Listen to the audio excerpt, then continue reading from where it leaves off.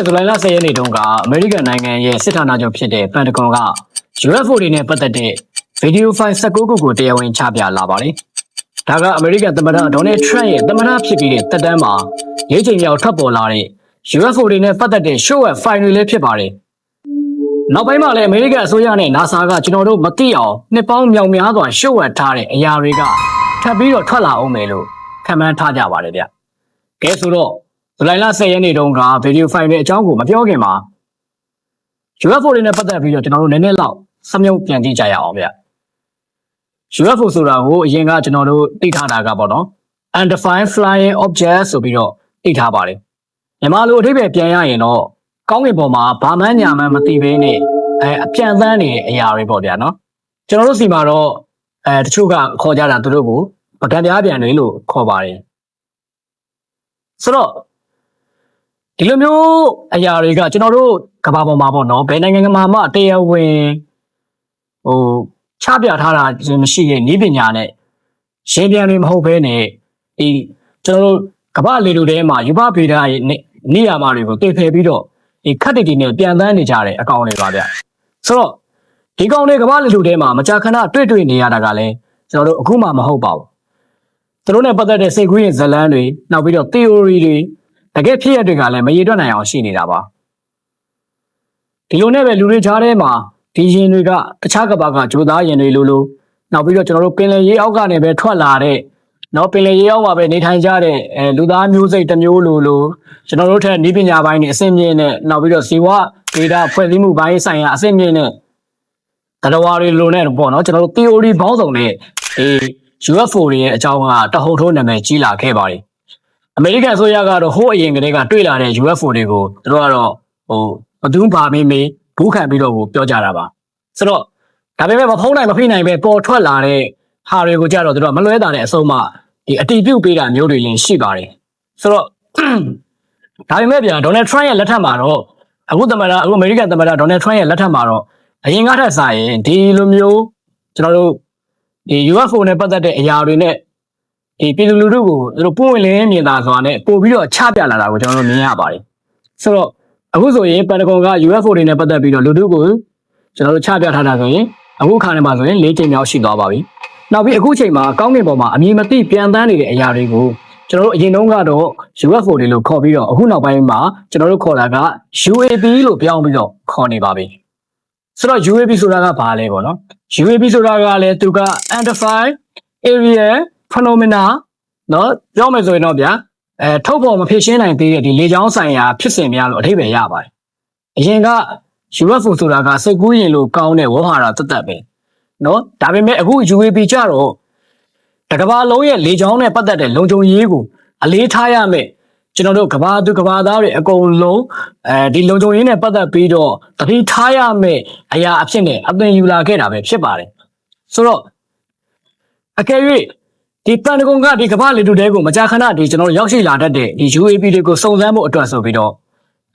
့ဖွဲ့စည်းထားတဲ့အဖွဲ့အစည်းတစ်ခုရှိပါတယ်။အဲ့ဒီအဖွဲ့အစည်းကဘာလဲဆိုတော့ AARO လို့ခေါ်ပါတယ်။အရှေ့ကောက်ဆိုရင်တော့ All Domain Anomaly Resolution Office ဆိုပြီးတော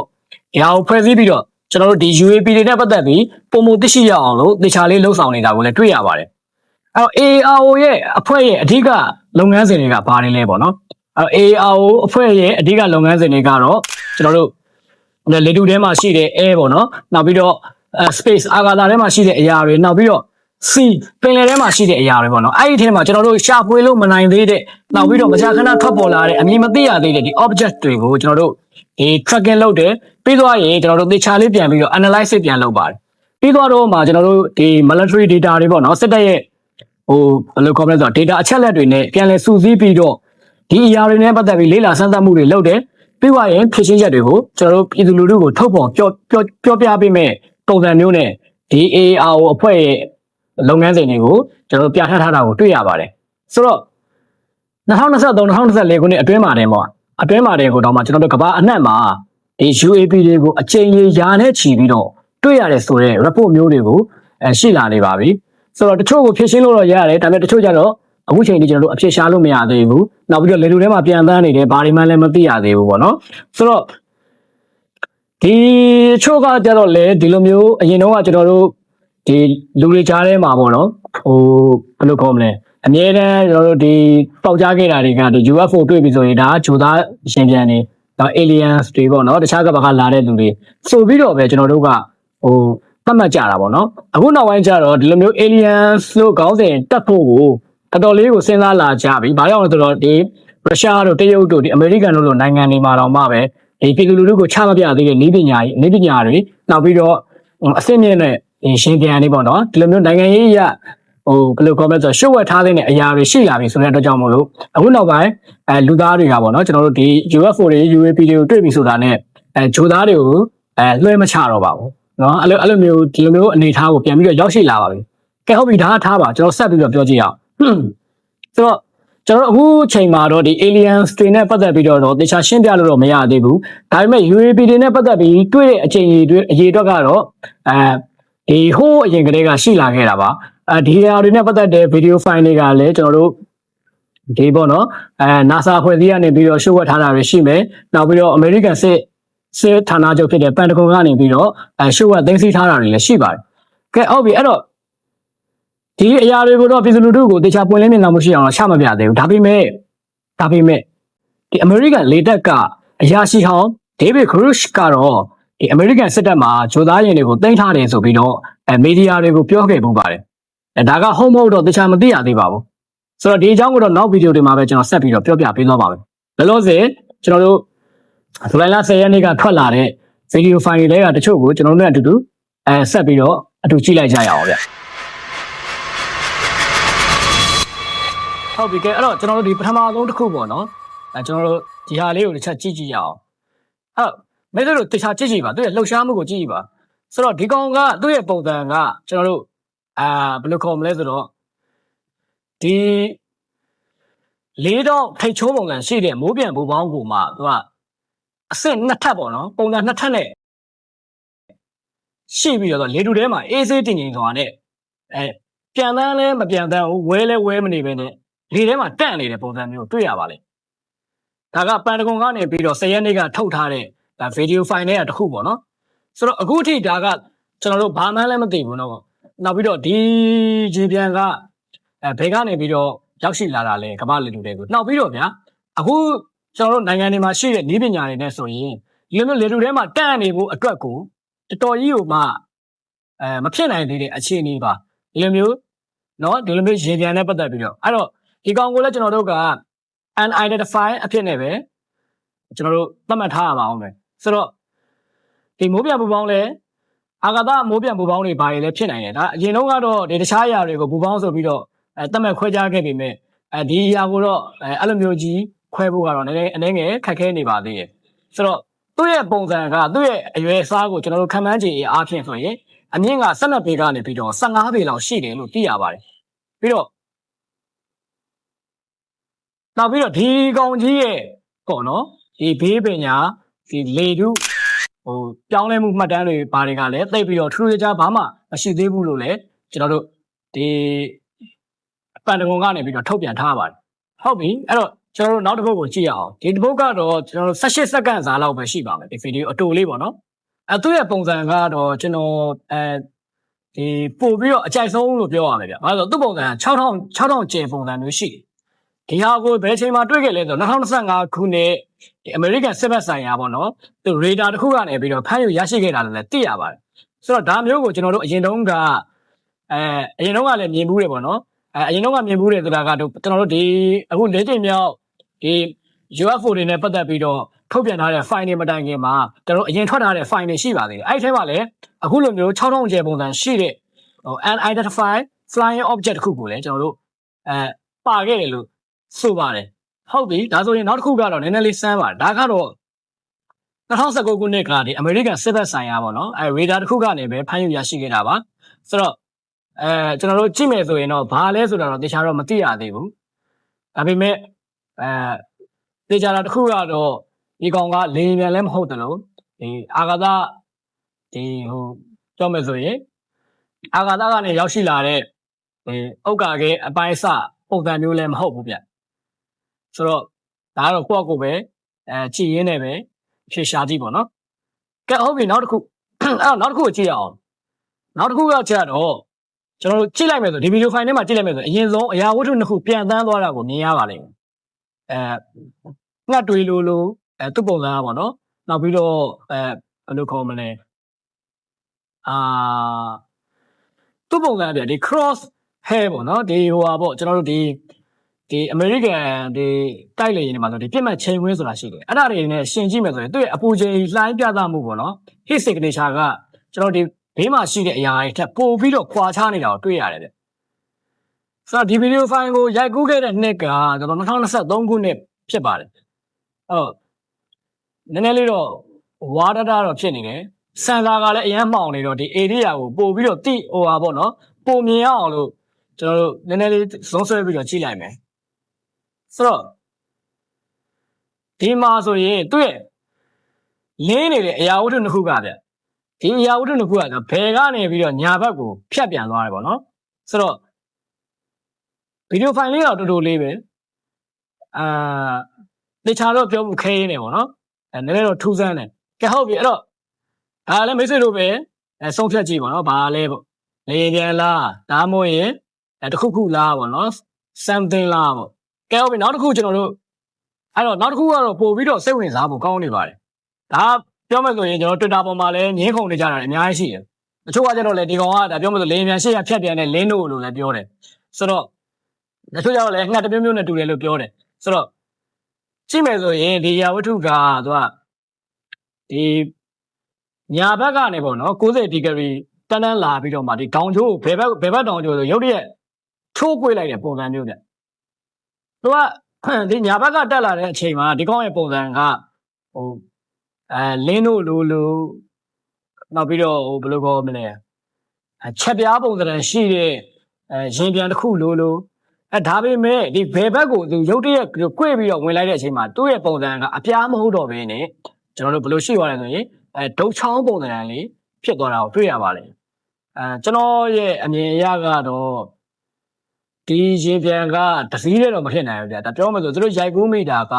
ရင်ပြန်နှစ်စီးဖြစ်ဖို့များပါတယ်ဆိုတော့အပြားဒီလင်းတို့ပုံစံရှိတဲ့ရင်ပြန်တစ်စီးရယ်နောက်ပြီးတော့ဒီလိုဒုတ်ချောင်းပုံစံရှိတဲ့ရင်ပြန်တစ်စီးရယ်ဒါဒီကျွန်တော်တို့ဒီ radar မှာဖြတ်ပြီးတော့ပြောတဲ့ပုံစံမျိုးကိုမြင်ရပါလိမ့်မယ်နော်အဲ့တော့တခြားတော့မပြောနိုင်သေးဘူးတချို့ကကြတော့လေတစ်စီးတည်းလို့လည်းပြောတယ်တစ်ဖက်ကနေပြီးတော့တက်လာတယ်ဒီဘက်တစ်ဖက်ရောက်တော့ပုံစံပြောင်းပြီးတော့ပြန်သွားတယ်ပေါ့နော်ဆိုတော့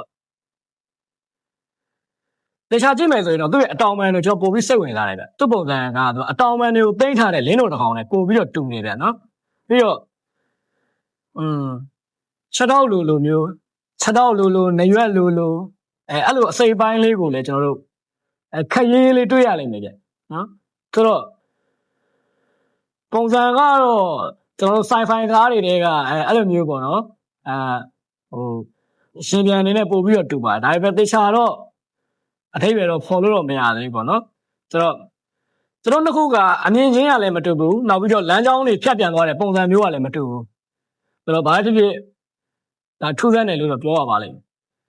ကဲဟုတ်ပြီနောက်တစ်ခုကကြတော့ကျွန်တော်တို့ဒီ NASA ကနေပြီးတော့ထွက်လာတဲ့ဗီဒီယိုဖိုင်ပါဒါက1996ခုနှစ်နိုဝင်ဘာလ19ရက်နဲ့ဒီဇင်ဘာလ9ရက်ကြား STS-18 mission အတွင်းမှာဖြစ်ပွားခဲ့တာလို့သူတို့ကထုတ်ပြောထားပါတယ်အဲ့တော့ကိုလံဘီယာအာကာသလွန်ပြန်ရင်ဒီ space shuttle ကိုလံဘီယာကဒီအာကာသယာဉ်မှူးတွေကပေါ့နော်ဒီကမ္ဘာအနေပိုင်းပတ်လမ်းမှာရှိနေတဲ့တရုတ်မခွဲနိုင်တဲ့အရာဝတ္ထုတစ်ခုရဲ့ဒီဓာတ်ပုံ၃ပုံကိုတဲ့ရိုက်ကူးမိခဲ့တယ်လို့ပြောတယ်တဲ့ပထမဓာတ်ပုံမှာဆိုရင်ဒီအရာဝတ္ထုကမြင်ကွင်းရဲ့အလယ်နားမှာပေါ့နော်ဒီကမ္ဘာရဲ့ဝင်ရိုးစုံအစောပိုင်းညာဘက်မှာသူ့ရဲ့ပုံစံကဟိုဘယ်လိုကောမလဲဆိုလေလူကမ္ဘာလေလူတွေကိုလည်းဝင်မလာဘူးသူကပတ်လန်းထဲမှာပဲခက်တီတီနဲ့ရက်နေတယ်ပေါ့နော်နောက်ကြည့်လိုက်မယ်ဆိုရင်လည်းပုံစံကဟိုတူရီကန်ပုံစံလိုနောက်ပြီးတော့ပီဇာပုံစံမျိုးလို3000ပုံစံမျိုးနဲ့ရှိနေတာကိုတွေ့ရပါလိမ့်မယ်။ဒါကြတော့တစ်ခုကတော့ဒါကလုံးဝကျွန်တော်တို့ satellite ဂျိုတူလည်းမဟုတ်တယ်လို့အောက်ကခဲတွေပါရင်လည်းမဖြစ်နိုင်ပါဘူး။အဲ့တော့နည်းနည်းလေးတော့ထူးဆန်းတယ်ပေါ့နော်။နည်းနည်းထူးဆန်းတာမဟုတ်တော်တော်ထူးဆန်းတာပါ။ပြောမယ်ဆိုရင်ဒီလိုအနေထားမျိုးနဲ့ဗျာဟိုပြောမှဆိုအဲ့ချိန်တုန်းကဒီကိုလံဘီယာအာကာသယာဉ်မှူးတွေကလည်းသူတို့ဆက်ဆက်မြင်ချင်းမှာလန့်သွားတယ်ပေါ့နော်။ဘာကြီးလဲပေါ့ဒါကြီးလက်ဟိုဘယ်လိုခေါ်မလဲ။သူကဗျာဒီကမ္ဘာအပြင်ကိုလည်းဒီလိုရုံးကန်ပြီးထွက်သွားတဲ့ပုံစံမျိုးလည်းမဟုတ်ဘူး နောက်ပြီးတော့ဘာလေတို့လည်းဝင်လာတဲ့ပုံစံမျိုးဟိုပဲနဲ့ကဘာဖက်လန်းမှာကိုသူကရှိနေတာပါခက်နေနေလေးရှိနေတာပါနော်နောက်ပြီးတော့ပုံစံကလည်းကျွန်တော်တို့ကဘာပေါ်မှာရှိတဲ့အခုထုတ်လုပ်ထားတဲ့ပေါ့နော်နိုင်ငံသီးသီးကထုတ်လုပ်ထားတဲ့အာကာသရှင်ပြန်တွေရဲ့ပုံစံမျိုးလုံးဝမဟုတ်နေတာကိုလည်းတွေ့ရပါတယ်ဆိုတော့ဒါကလည်းကျွန်တော်တို့အများကြီးစဉ်းစားမယ်ဆိုရင်တော့ဘယ်လိုခေါ်မလဲဂျိုသားတွေလားနော်ဒါမှမဟုတ်ရင်ကျွန်တော်တို့စီလိုဆိုင်ရဲ့ဆန်ဆန်ပေါ့ဗျာဆိုင်ဖိုင်ဆန်ဆန်စဉ်းစားမယ်ဆိုရင်အနာဂတ်ကနေရောက်ရှိလာတဲ့လူသားမျိုးနွယ်တွေကကျွန်တော်တို့ကဘာပတ်လန်းမှာခဏရက်ပြီးတော့ကဘာသူကဘာသားတွေကိုဘယ်လိုခေါ်မလဲအခြေအနေကြည့်နေတာလားတခုခုပေါ့နော်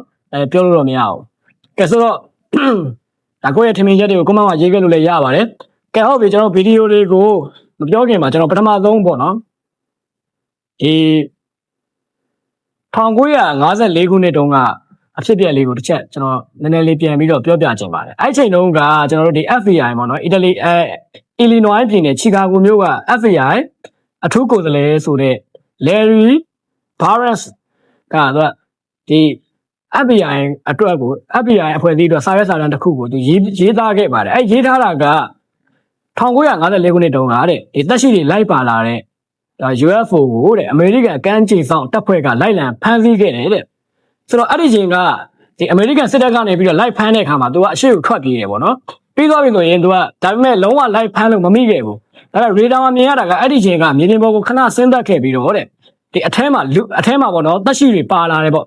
ဘာကောင်တွေလဲတော့မပြောတတ်ဘူးဒါပေမဲ့အဲ့ဒီလူတွေကထွက်လာပြီးတော့လမ်းလျှောက်သွားလာခဲ့တယ်ပြီးသွားတော့မှခဏနားပြီးသွားတော့မှသူတို့ကအဲ့ရင်ထဲကိုပြန်ဝင်သွားတယ်ဒါကိုအနည်းဆုံးအရက်သားမျက်မြင်သက်တွေ3ယောက်ကဒီရင်မထွက်သွားခင်မှာမြင်တွေ့ခဲ့ရတယ်လို့ဒီစာထဲမှာရေးသားထားပါတယ်လူကိုယ်တိုင်လည်းအောက်မှာလက်မှတ်ထိုးထားတယ်ဗျဆိုတော့ဒါကလည်းပြောမယ်ဆိုရင်တော့ဒီ UFO တွေ UAP တွေနဲ့ဆက်ဆက်နေတယ်နောက်ပြီးတော့အထဲမှာတက်ရှိတွေပါလိုက်ပါလာတယ်ဆိုတော့ဒီတက်ရှိတွေကလူသားတွေလားဒါမှမဟုတ်တခြားကဘာကရောက်လာတဲ့ဂျိုသားတွေလားပေါ့နော်ဒါပေမဲ့ဒီ alien တွေနဲ့ပတ်သက်ပြီးတော့ဒီအစိုးရဘိုင်းကနောက်ပြီးတော့ပန်တဂွန်တို့ NASA တို့ကနေပြီးတော့တရားဝင်ထုတ်ပြန်ပြောကြားထားခြင်းတော့မရှိသေးဘူး။သို့ပေမဲ့ကျွန်တော်တို့မကြာခဏဆိုသလိုပင်လယ်ပြင်ထဲကနေပြီးတော့ထွက်လာတဲ့ထူးဆန်းတဲ့ရေပြန်ကြီးတွေနောက်ပြီးတော့ဒီကမ္ဘာလူတွေကိုရောက်ရှိလာတဲ့ထူးဆန်းတဲ့နော်ပုံစံသတ်မှတ်ခွဲခြားလို့မရသေးဘဲနဲ့ပြန်ပန်းနေကြတဲ့အရာတွေပေါ့နော်ဒီအရာတွေကိုမကြာခဏတွေ့ရတယ်ဒါပေမဲ့ဒီ FBI စာတမ်းထဲမှာရေးထားတဲ့ဟာကတော့သူတို့က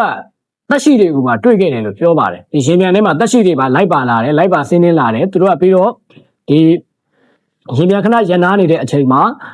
အပြင်တွေပါတွေကိုသွားတယ်ပြီးသွားတော့မှပြန်ဝင်ပြီးတော့ပြန်သွားတယ်ပေါ့နော်ဒါကိုအရက်သားသက်တွေ3ဦးထက်မနည်းပေါ့နော်ပြန်တွေ့ရှိခဲ့တယ်လို့ဆိုပါတယ်ကဲဟုတ်ပြီအဲ့တော့ဒါကလည်းကျွန်တော်တို့ဒါစကားဆက်မိလို့ပြောတာပါဒီဗီဒီယိုနဲ့တော့ဘာမှမဆိုင်ဘူးဒါပေမဲ့ကဲဟုတ်ပြီအဲ့တော့မိတ်ဆွေတို့အများကြီးဆက်ပြီးတော့လေ့လာလို့ရတာပေါ့နော်